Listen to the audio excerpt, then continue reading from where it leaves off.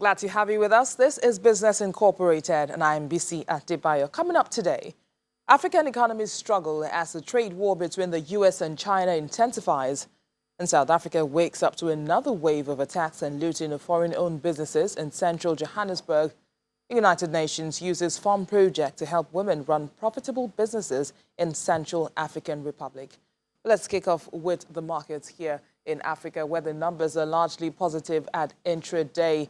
In South Africa, the JSE index was 0.07% up at intraday. But meanwhile, the country's Purchasing Managers Index, which gauges manufacturing activity in Africa's most industrialized economy, fell to 45.7 in August, and that's from 52.1 in July, and that's below the 50-point mark, separating contraction from expansion.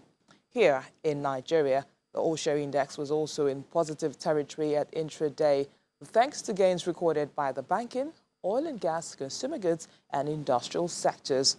In Egypt, the index was 1.08% higher. That's coming after the Finance Ministry announced the cancellation of a monthly customs exchange rate that was introduced in January 2017, following the flotation of the pound currency in November 2016. I'll cross over to Egypt now, and that's set the customs exchange rate at 16 Egyptian pounds to the dollar for essential items and at a fluctuating rate adjusted monthly for non-essential goods. Well, the Nairobi Stock Exchange closed last week bearish, shedding 0.30%. And in the Middle East, the Dubai stock market saw its strongest day in 3.5 years today as top bank Emirates NBD soared to a 12-year high after it raised the limit on foreign ownership of its shares. The index surged 4.77%. Now, that's its biggest intraday gain since January 2016. Emirates NBD surged 14.9% to its highest level since October 2007. After the bank raised foreign ownership limit to 20% from 5% with immediate effect. The bank also announced its intention to raise that limit up to 40% in future after seeking approval from its shareholders and the regulatory authorities. And in Saudi Arabia, the stock market was 0.5% higher, bouncing back from 4 straight days of losses. In Abu Dhabi, the index added 0.68%, offsetting some losses from the previous session. Emirates Telecommunications rose 0.7%, and Abu Dhabi Commercial Bank was up 0.6%. Qatar's index climbed 0.20%.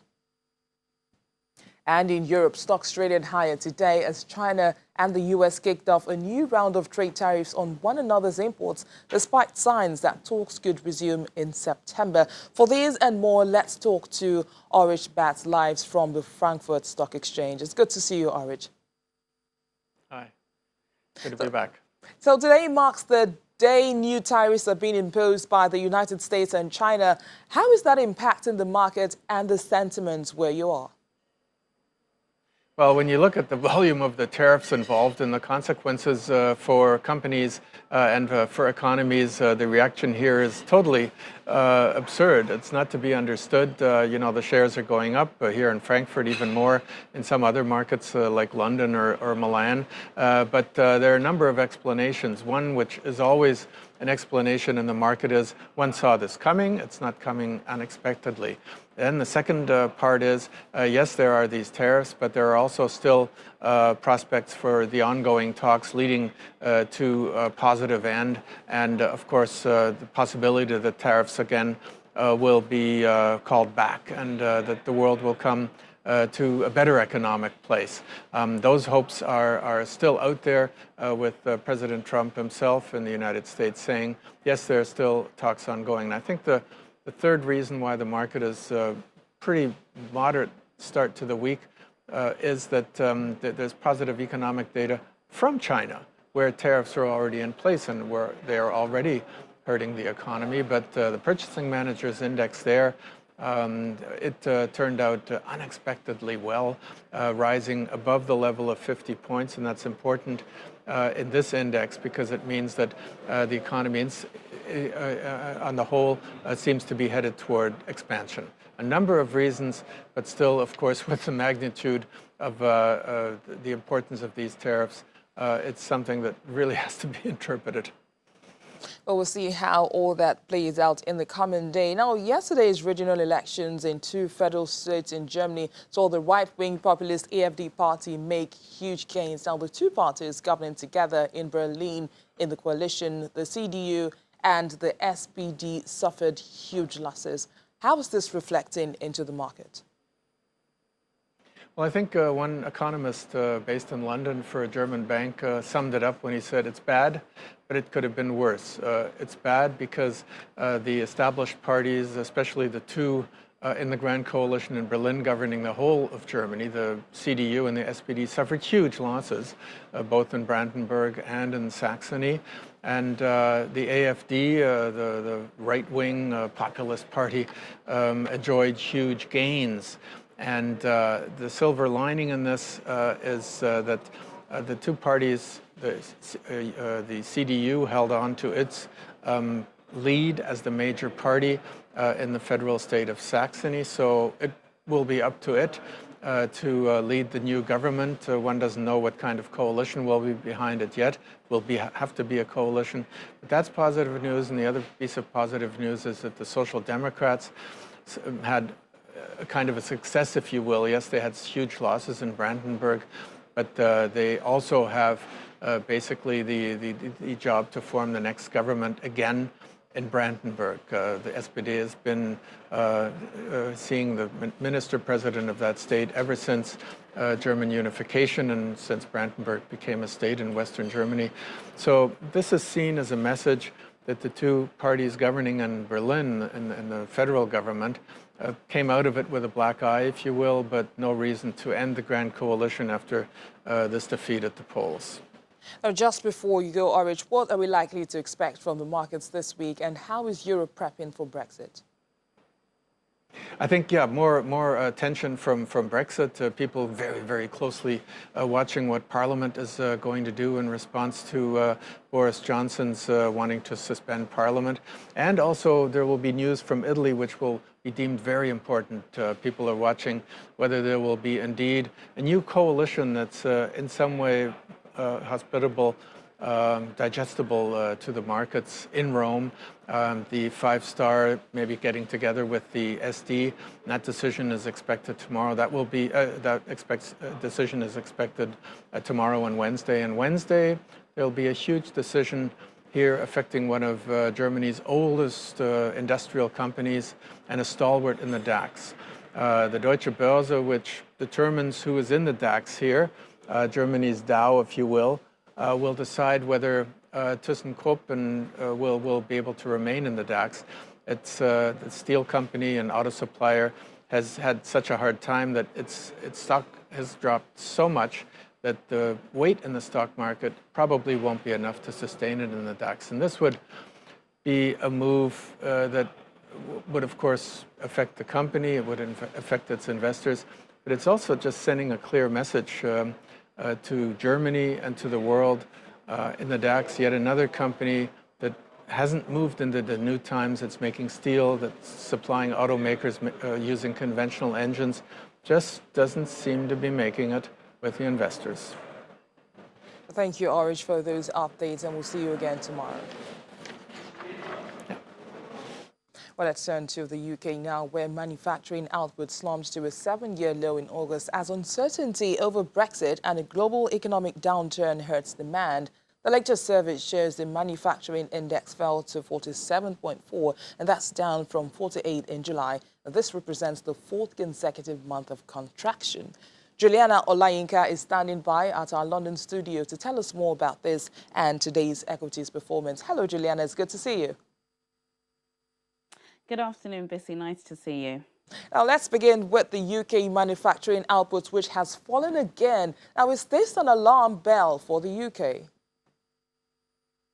Well, absolutely. But as you just said, this is something that has been consistent with the UK. Manufacturing PMI figures have been dire, not just this year, but for the past month since we've got into that referendum. There have been several analysts who've been observing what's going on globally, and they've been giving a list of symptoms for just why manufacturing in the UK is so poor. One of them, of course, is slow global growth. We've seen that not just in Europe, but across the world, particularly in China. And of course, business sentiment. A lot of people are feeling a little bit anxious and nervous in the run-up to Brexit, particularly since Boris Johnson took over. And then, of course, lots of our EU-based clients are taking manufacturing outside of the UK and putting it back into the continent. As you said, 47.4 is a really low number. 48 was bad enough, considering it was short of that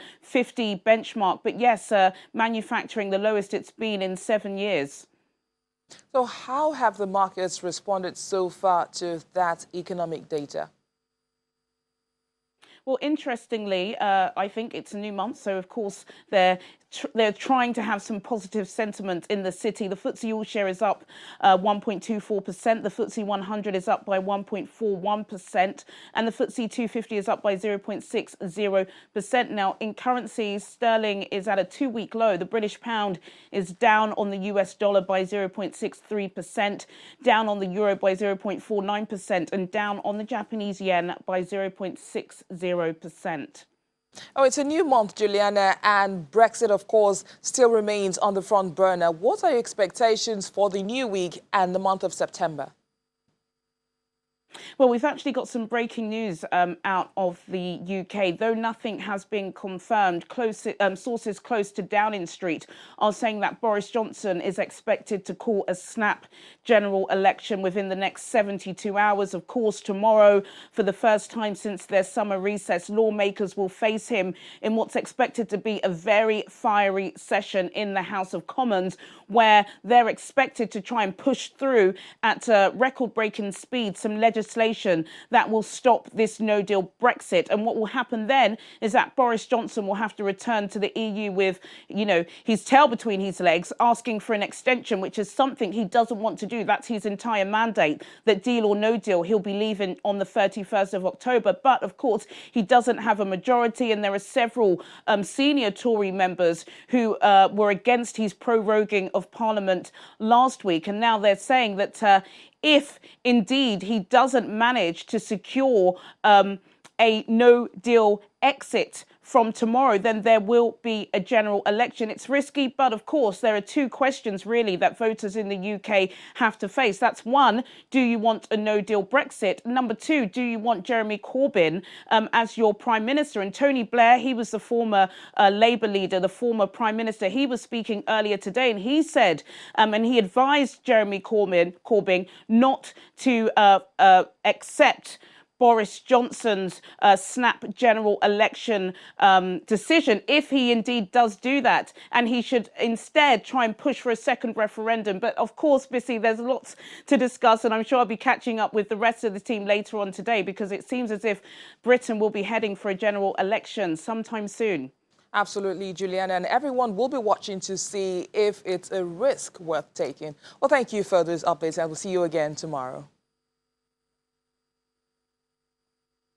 Now, stocks in Asia were mixed today as the latest round of US and China tariffs kicked into effect over the weekend. While investors digested better than expected Chinese manufacturing data, mainland Chinese shares jumped today as the Shanghai Composite added 1.31% to around 2,924.11, and the Shenzhen Composite also gained 2.25% to approximately 1,614.92. Over in Hong Kong, the Hang Seng Index slipped 0.64%, though, as of its final hour of trading. Elsewhere, the Nikkei 225 in Japan shed 0.41%, closing at 20,620.19, while the Topix Index also fell 0.44%, finishing at 1,505.21. In South Korea, the Kospi ended its trading day fractionally higher at 1,969.1, while the ASX 200 slipped 0.38% at 6,579.4.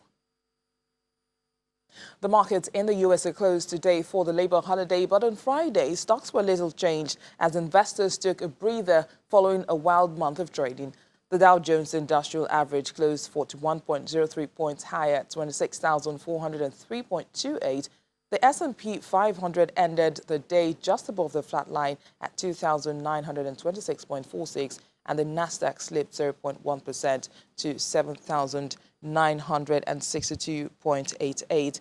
The major indexes posted their worst monthly performance since May, and the Dow fell 1.7% in August, while the S&P 500 lost 1.8%.